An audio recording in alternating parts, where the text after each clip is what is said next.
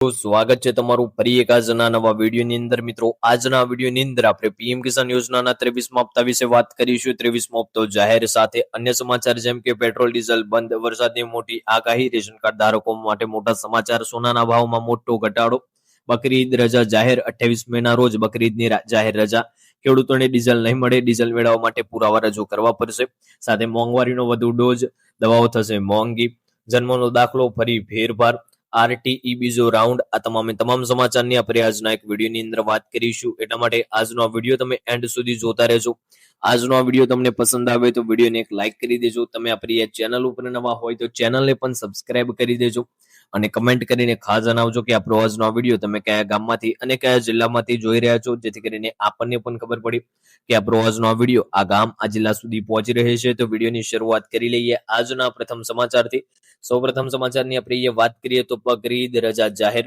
28 મેના રોજ બકરીદની રજા જાહેર ગુજરાત સરકારે બકરીદની રજા જાહેરની તારીખમાં મહત્વપૂર્ણ ફેરફાર કર્યો છે હવે બકરીદ 27 મેના બદલે 28 મે 2026 ના રોજ એટલે કે ગુરુવારના રોજ જાહેર રજા મુકાશે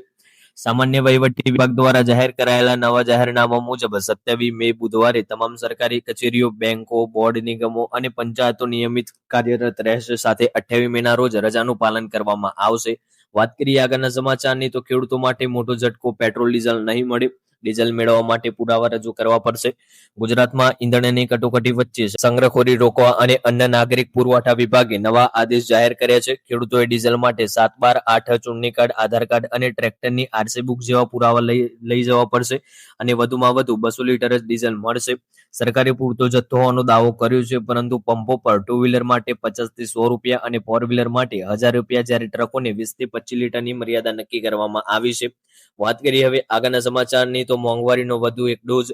પશ્ચિમ એશિયાના સંકટ અને વૈશ્વિક સપ્લાય ચેન ખોરવાઈ જવાને કારણે કેન્દ્ર સરકાર દ્વારા 384 આવશ્યક અને જીવનરક્ષક દવાઓના ભાવમાં ટૂંક સમયમાં આપાતકાલી વધારો મંજૂર કર્યું છે એનપીપીએ ફાર્મા વિભાગ અને વાણિજ્ય મંત્રાલય વચ્ચે ચર્ચા ચાલી રહી છે એપી અને કેમિકલના ભાવમાં 200 થી 300% નો વધારો થતા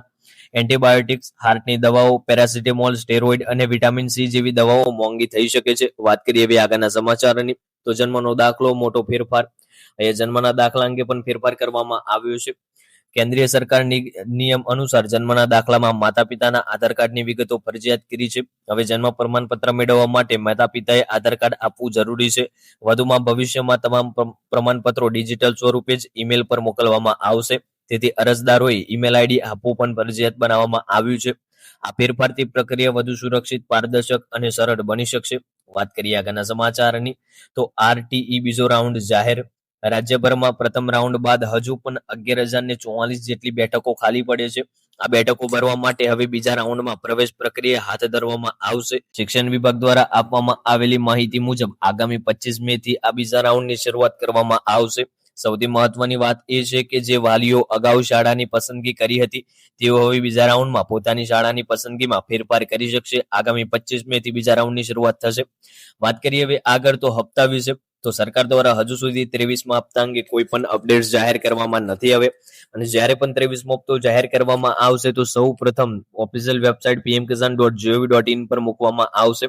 સાથે જ હપ્તો આવે તે પહેલા તમારે જે જરૂરી બાબતો છે જે જરૂરી કાર્યો છે પૂર્ણ કરવાના છે જેમ કે તમારું આધાર કાર્ડ બેંક સાથે લિંક કરવું તમારા આધાર કાર્ડની કેવાયસી કરવી સાથે તમારું જમીનનું વેરિફિકેશન કરવું જેને લેન્ડ રેકોર્ડ ચેક પણ કહેવામાં આવે છે સાથે તમારે ડીબીટી ઇનેબલ કરવાનું છે ખાસ તમારું ડીબીટી છે જે પણ ખેડૂત મિત્રોનું ડીબીટી ઇનેબલ નહીં હોય એમના ખાતામાં હપ્તો જમા થશે નહીં સાથે સાથે તમારે જે છે તમારા ફાર્મર આઈડી કાર્ડને પણ અપડેટ કરવાનું છે અને હજુ સુધી ફાર્મર આઈડી કાર્ડ ના બનાવ્યું હોય તો ફાર્મર આઈડી કાર્ડ તાત્કાલિકપણે બનાવી લેવાનું છે જેથી કરીને તમને હપ્તાનો અહીંયા લાભ મળી શકે તો આજનો વિડીયો આપણે પૂર્ણ કરવાનો છે આજનો વિડીયો તમને પસંદ આવ્યો હોય તો વિડીયોને એક લાઈક કરી દેજો તમે આપણી ચેનલ ઉપર નવા હોય તો ચેનલને પણ સબસ્ક્રાઇબ કરી દેજો અને કમેન્ટ કરીને ખાસ જણાવજો આજનો વિડીયો તમને કેવો લાગ્યો મળીશું આગળના વિડીયોમાં